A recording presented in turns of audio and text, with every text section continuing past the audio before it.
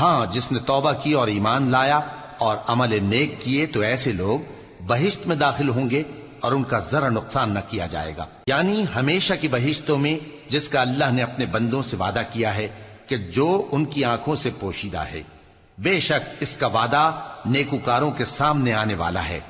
وہ اس میں سلام کے سوا کوئی بیہودہ کلام نہ سنیں گے اور ان کو صبح و شام کھانا ملے گا۔ یہی وہ جنت ہے جس کا ہم اپنے بندوں میں سے ایسے شخص کو مالک بنائیں گے